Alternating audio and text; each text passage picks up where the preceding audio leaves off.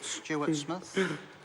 I move that the question be now put. I'm going to hear the Honourable David Cunliffe. Thank you very much, Mr Chairman. There are a couple of matters that I would like to draw the Minister's attention to.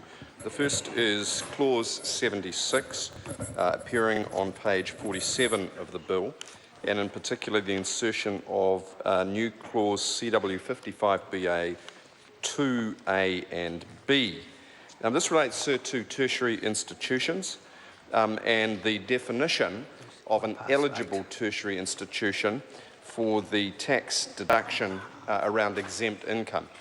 And, sir, the principle set out in the clause is that the tertiary education institution or subsidiary must be 100% wholly owned in order to qualify. Clause 2B says that one of the circumstances is where no person other than the tertiary institution with some control over the company is able to direct or divert to their own benefit. And that, sir, in the light of recent history, will be a problematic clause for a number of institutions currently in the marketplace. And I'd like to note some in particular and why that clause is likely to catch them out. Now, without going into unfortunate personal details, and I won't, it is well documented that Taxation Agricultural Training College has had a very mixed period of its history over the last 5 years, which has included the enrolment of some 70 staff as students inappropriately. Order. That's not part of this. Well, Mr Chairman, it goes directly to 2B. Come back to part 3. Mr Chairman, clause 7655BA 2B goes to the issue of whether a person with some control over the company, I'm quoting from the bill, is able to direct or divert to their own benefit.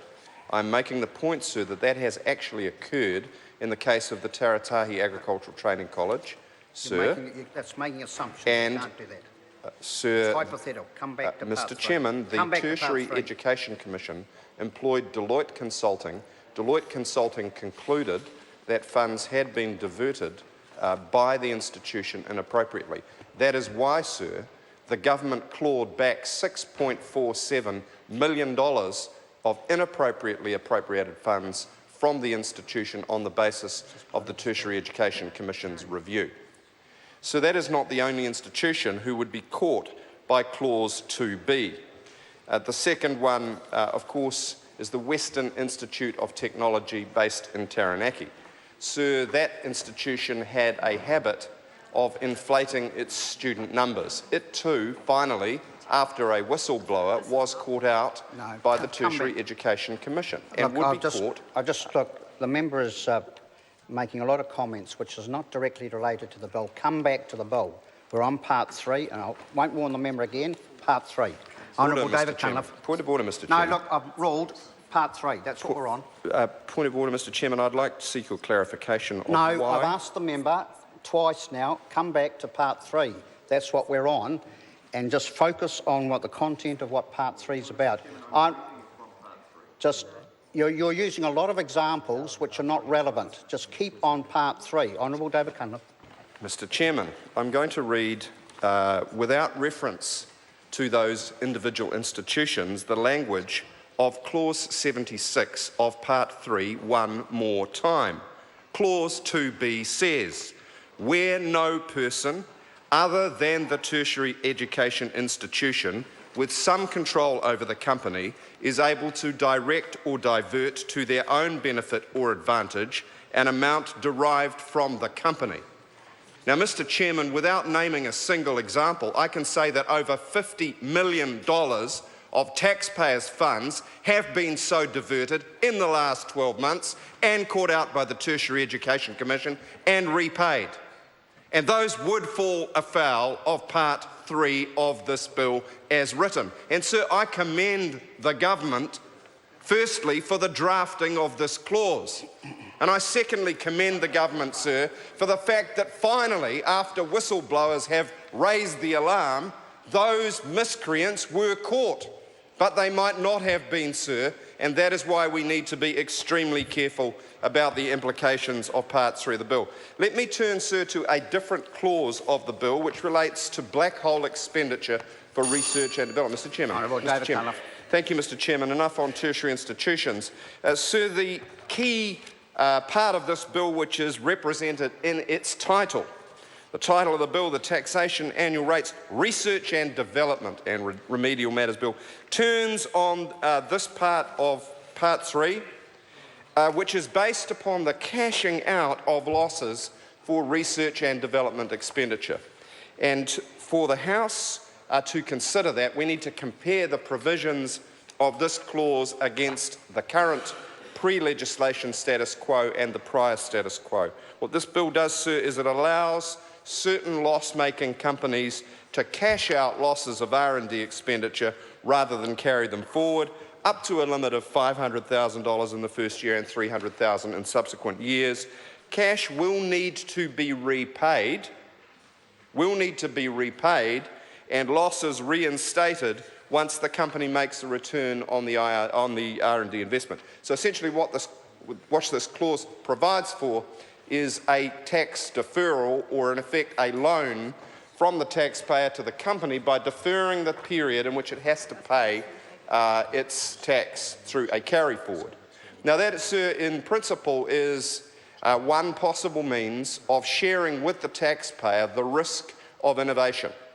Now, there's two things that the literature makes really clear about innovation. The first is the innovator never captures all the benefits on their own balance sheet, because there are spillover benefits which go beyond the company. Therefore, the public has an interest in encouraging innovation, including through the tax system. Fair enough. Here's where the design question comes. Is a cashing out of losses preferable to an R&D tax credit or preferable to a grant system? Let us examine both of those options. Sir, the R&D tax credit is the predominant policy instrument used around the OECD. It was also in the current opposition's previous two manifestos at a 12.5% discount rate. It's a little higher, I think 24% in the Australian economy. That is a very simple, low overhead way of achieving that objective. So the alternative approach, which has been used up to now, is the use of a grant system, and as my colleague Grant Robertson mentioned, through Callaghan Innovation as the predominant provider. Now, the problem with that is it's either discretionary, which has a high overhead, or non-discretionary, subject to automatic criteria, as it currently is, which has led to a series of phenomenal botch-ups. The New Zealand taxpayer funded, through Callaghan Innovation, the Oracle America's Cup bid against Team New Zealand. Gave them an R&D tax write-off through Callaghan Innovation. Unbelievable. It funded a subsidy to the German multinational buyer to effectively develop and arguably expropriate New Zealand IP through a subsidiary in New Zealand. It funded a company which was going to mine seabed sand resources, another one mining phosphate, before either of them had a resource consent, in which neither of them ever got, and they had to repay the money. See, the problems, sir, with this so-called grant system.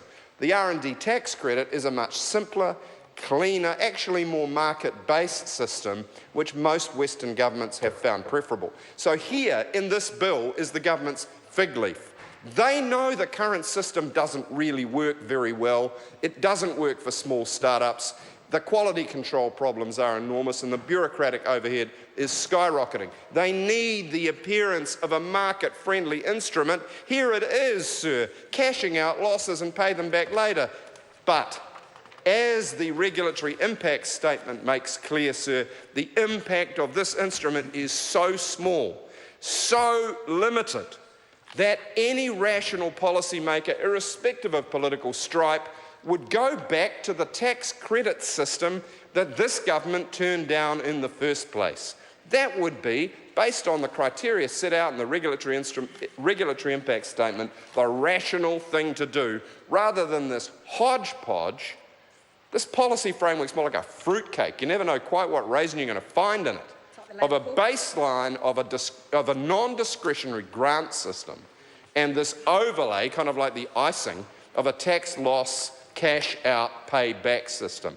It doesn't work, it's high overhead, it's confusing. Businesses saying to us they want a simple R&D tax credit system like they were promised in 2011 and 2014, but which they are still waiting for from this government. I'm going to David Bennett. Move that the question be now